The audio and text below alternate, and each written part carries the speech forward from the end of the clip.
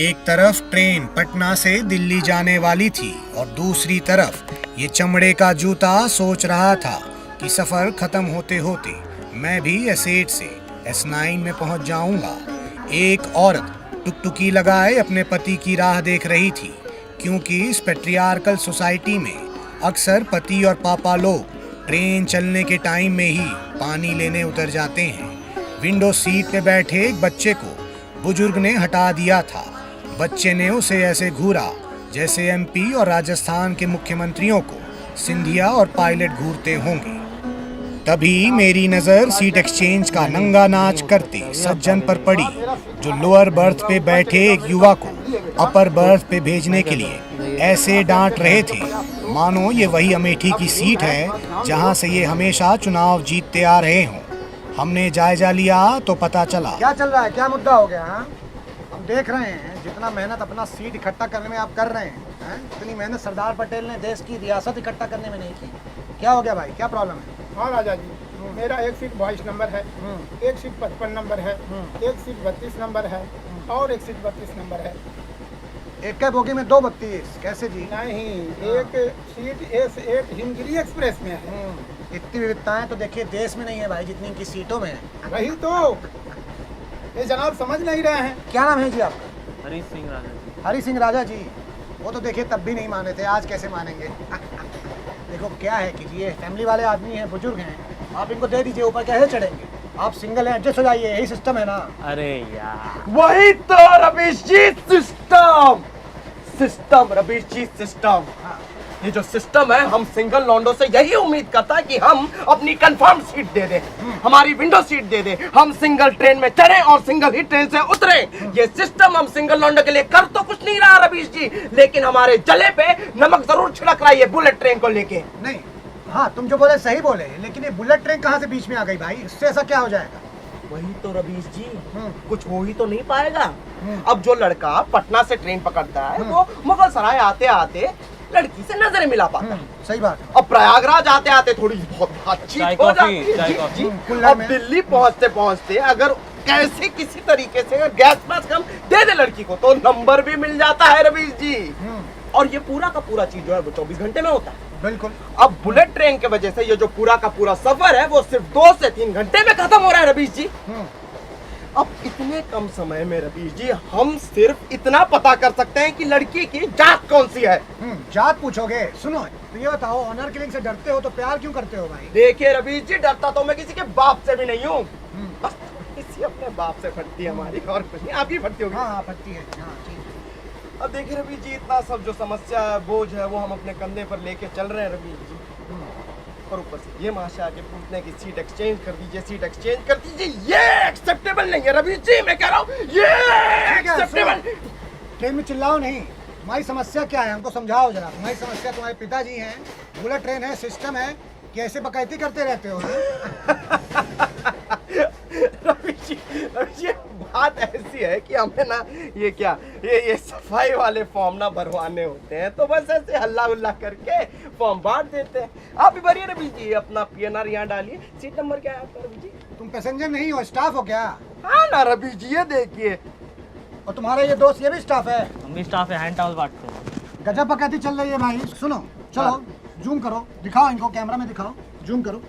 सुनो, पोज मत दो, अवार्ड नहीं मिलने वाला है, तुम्हारा कंप्लेन होगा मिनिस्ट्री में, रेलवे मिनिस्ट्री में, समझे? सुनो, रुको, कहाँ पकड़ी?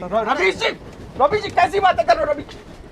तो देखा आपने, देश का भी यही हाल है। ऐसे हमारे देश में कई नेता पहले तो खुद ही समस्या की पटरी बिछाते हैं और उस पे फिर चुनाव की ट्रेन चला देते हैं। समझ रहे हैं अंकल? मिल गया सीट ना, भाग गए दोनों। चलिए, जहाँ सोना है सो जाइए।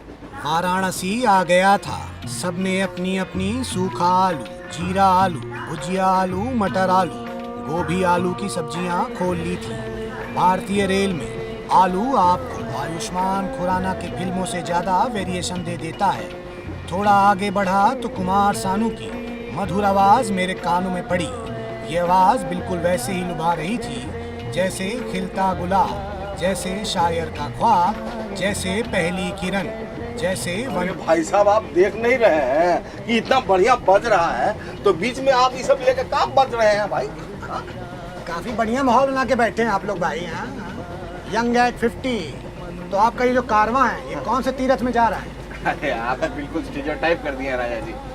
तीरथ वीरथ नहीं जा रहे हम लोग। हमारा कॉलेज का गोवा प्लान अधूरा रह गया था, वो पूरा करने जा रहे हैं। वाह जी, आपकी जवानी तो जवानी है, हमारी जवानी तो खाली फना हो रही है जी। वाह जी, आप तो रिमोट दबा के गाना बदल दिए हैं। ये आप एक ग्रुप के डीजे हैं। आप तो काफी पुराने और अच्छे गाने बजा रहे हैं भाई, हैं? आपका रेडियो भी काफी चमचमा रहा है। क्या है इसमें? अरे इसमें मोहम्मद रफ़ी, किशोर कुमार, हेमंत जी, मुकेश, लता ताई, आशा ताई, इन सबका सुनहरा गाना भरा हुआ है, तो चमचमाएगा ही ना। ये है सारेगामा कारवान। इसमें आप गाना कभी भी सुन सकते हैं बिना इंटरनेट और एडवर्टाइजमेंट के। बहुत बढ़िया भाई। ये हमारे वक्त पे होता तो हम भी बरखा को लुभाने के लिए बजाते, है ना? चैनल में रोक तो लेते कम से कम। चली गई बताइए। चलिए मजे कीजिए। अब मैं आपको बता दूं कि आप लोग गोवा जाने के पहले ही लगता है नशा में आ गए हैं, क्योंकि ये ट्रेन जो है वो दिल्ली जा रही है, गोवा नहीं, समझे? का? अरे गलत टिकट बुक करा दिए क्या? अरे बाप रे, ट्रेन घुमाओ। अरे गलत ट्रेन में तो नहीं चल रहे हम लोग। चलो, अरे भैया। सामान लो बेटो, सामान लो। रुको। अरे ट्रेन प्लेटफार्म छोड़ चुकी थी और मैं स्वच्छ भारत पाने की उम्मीद, क्योंकि मेरे सामने बैठे एक महाशय मूंगफली खा के ट्रेन में ही फेंक रहे थे। क्या जी, नमस्कार दुशासन। हाँ? स्वच्छ भारत अभियान का चीरण कर रहे हो, ये क्या फैला रखा है नीचे? कर दी ना मिलेनियल वाला बात राजा जी। हम तो रेलगाड़ी का फ्रेगनेंस ठीक कर रहे थे। कैसे जी? नहीं समझे? अब देखिए यहाँ सड़ा मौजा का बदबू, बाथरूम के पास बैठे हैं उसका बदबू, जो रेल में जो राजनीतिक बहस चल रहा है उसका बदबू। तो आप ये बताइए कि 24 घंटा का सफर हम कैसे काटेंगे, हैं? तो ये मूंगफली जो है ना, इसमें प्राकृतिक लाभ है, और इसको ऐसा रगड़िए, ऐसा खचखचाइए, और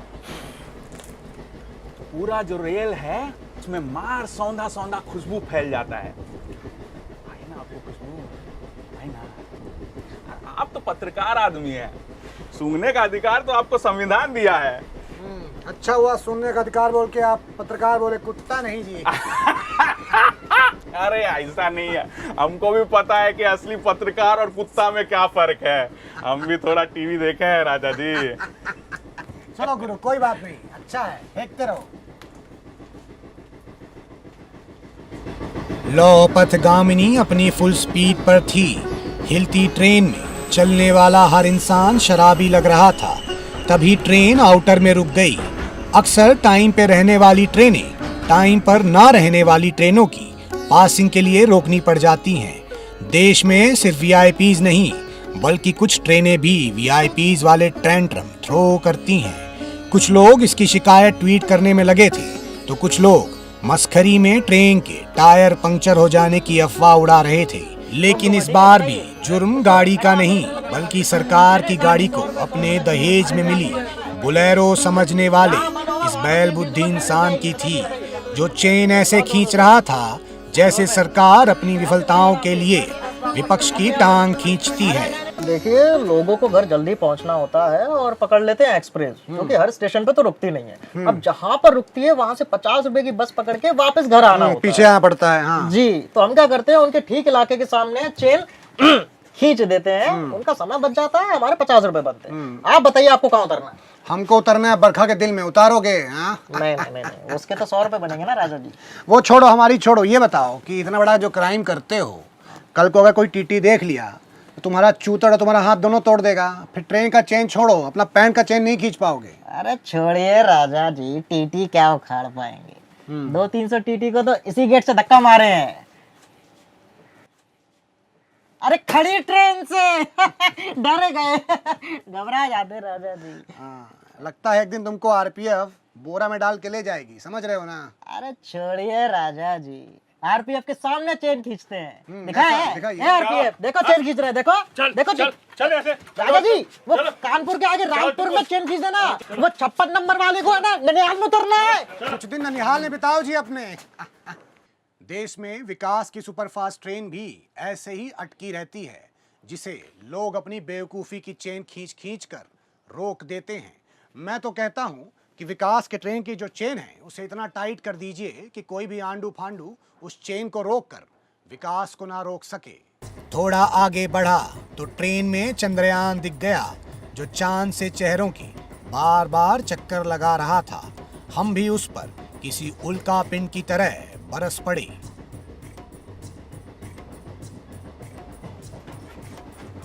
क्या जी लल्ला, तब से देख रहे हैं हाँ? वो वाला बाथरूम जब पास पड़ता है, यहाँ लंबा घूम के काहे जा रहे हो हाँ? कौन लॉन्च किया है तुमको जो लैंड नहीं हो पा रहे हो? नाम क्या है तुम्हारा? राजा जी वो राजा जी हमारा नाम है भाई, तुम्हारा नाम क्या है?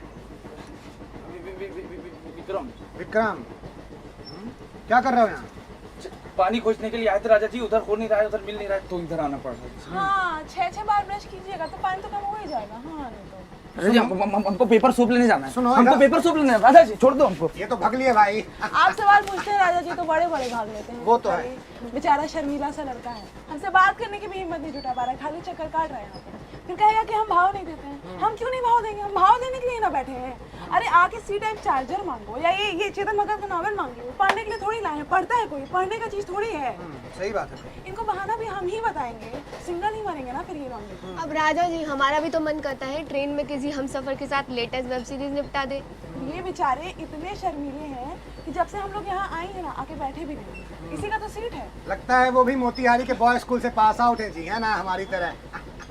ठीक है, कोई बात नहीं है, कोई तकलीफ देना आपको, हम यहीं बैठे हैं 63 नंबर पे, बता दीजिएगा हमको, ठीक है? अरे राजा जी बात ये है ना कि आपको कोई तकलीफ देता है तो आप उसको मुंह तोड़ जवाब देते देखे हैं टीवी, लेकिन हमारा थोड़ा स्टाइल ही अलग है। हमको कोई तकलीफ देता है ना मुंह ही तोड़ देते हैं उसका। तो इस लड़की के पास कम से कम मुंह तोड़ने का विकल्प है।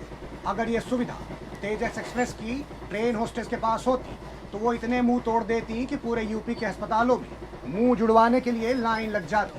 तो अब भी वक्त है बिना बात के बटन दबाना और उन्हें अपने पास बुलाना, और बिना परमिशन के उनकी सेल्फी या उनकी फोटो खींचना बंद कीजिए, क्योंकि ट्रेन में मिलती है बिरयानी गंदे भात की और तेजस एक्सप्रेस नहीं तुम्हारे बाप की, है ना? एक और पेंट्री में पानी वाली दाल खौल रही थी और दूसरी तरफ एक सीट के लिए 2 पैसेंजर्स का खून। भाई क्या भैया, क्या है प्राइम टाइम की बहस का मुद्दा क्या है?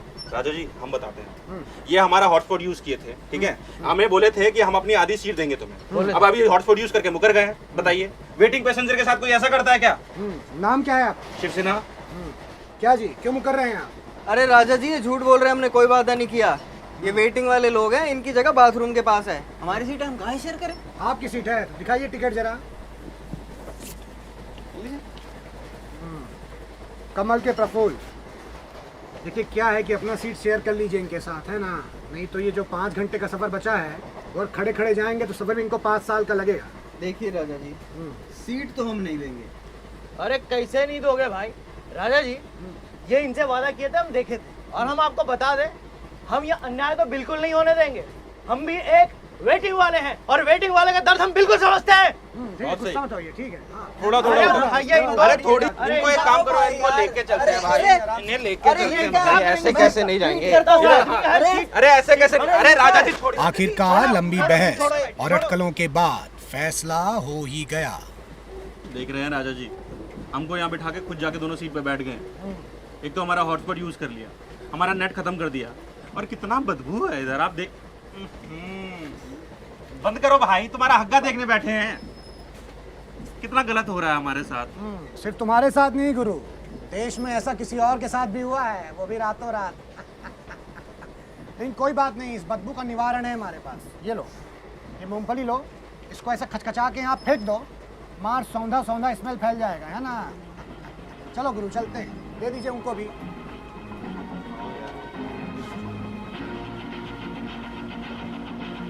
अब दिल्ली दूर नहीं था, सफर बस खत्म होने को ही था। कुछ लोग अपना सामान बांध रहे थे तो कुछ लोग अपना पेपर। हम भी कुछ बांध लिए थे।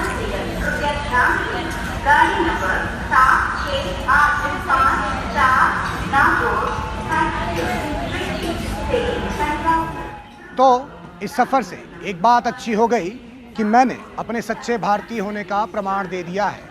आज के बाद देश में मुझे कोई भी एंटी नेशनल नहीं बुलाएगा, क्योंकि मैंने अपनी संपत्ति समझ के रेलवे से ये तौलिया, इस साबुन का पुछ और ये कंबल चुरा ली है। तो मिलूंगा आपसे अगली बार, तब तक नमस्कार। मैं राजा रवीश कुमार।